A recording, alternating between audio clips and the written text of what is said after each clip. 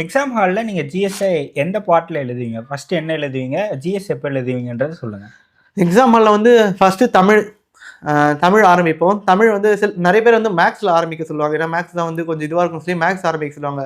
ஒவ்வொருத்தரோட விருப்பத்தை பொறுத்து அது இதாகும். நான் வந்து தமிழில் தான் ஆரம்பிப்பேன். தமிழில் வந்து ஃபஸ்ட்டு ஸ்லாட்டில் வந்து 100க்கு வந்து மினிமம் 70 to 80 வந்து நம்ம கண்டிப்பாக போடணும் அப்படின்ற ஒரு மைண்ட் தாட்டை தான் நம்ம வந்து ஆரம்பிப்போம். தமிழ் சில கேள்விகள் வந்து தெரியாது, அதை அப்படியே விட்டுட்டு அடுத்து வந்து நம்ம வந்து ஜிஎஸ் மேக்ஸ் அப்படியே அந்த மிங்கிள் ஆகி தான் இருக்கும் அந்த கொஸ்டின்ஸு.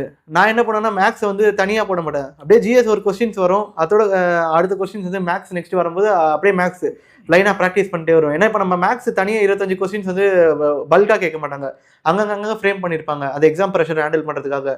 அதை வந்து நம்ம ஜிஎஸோடய நான் மிக்ஸ் பண்ணி நான் வந்து அதை வந்து போடுவேன். நான் ஜிஎஸ் ஒரு கொஸ்டின்ஸ் வந்து போட்டேன்னா அடுத்து மேக்ஸ் கொஸ்டின் தான், அதை ட்ரை பண்ணிவிடுவேன்.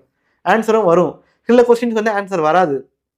இப்போ நம்ம தனியாக எடுத்து போடும்போது எனக்கு என்னன்னா தனியாக நான் எடுத்து போட்டேன்னா தேடிட்டே இருப்பேன். கொஸ்டின் பேப்பரை பேஜை டர்ன் பண்ணி தேடும்போது மேக்ஸுக்கு கொஞ்சம் டைம் எடுக்கும். கொஸ்டின் தேடி சர்க்கிள் பண்ணி வச்சுக்கே நம்மளுக்கு டைம் எடுக்கும். இதே நம்ம ரெகுலராக நம்ம போட்டோம்னா ஆர்டராக போட்டு வந்தோம்னாலே ஒரு கொஸ்டின் தெரியலையா அதை விட்டுட்டு அடுத்த கொஸ்டின் போவோம். அந்த கொஸ்டின்ஸ் மட்டும் நோட் பண்ணி வச்சுட்டு பின்னாடி நம்ம அதை போட்டுடலாம். டைம் மேனேஜ்மெண்ட் இதை இல்லை ரொம்ப முக்கியம். எப்படி வேணால் போடலாம். ஃபஸ்ட்டு ஜிஎஸ் ஆரம்பிக்கிறவங்க இருக்காங்க, ஃபஸ்ட்டு மேக்ஸ் ஆரம்பிக்கிறவங்க இருக்காங்க, ஃபஸ்ட்டு தமிழ் எல்லாருடைய மோட்டிவும் அந்த 200 கொஸ்டின்ஸையும் வந்து 3 ஹவர்ஸ்க்குள்ளே வந்து முடிக்கணும். டைம் பத்தாமல் போயிடக்கூடாது.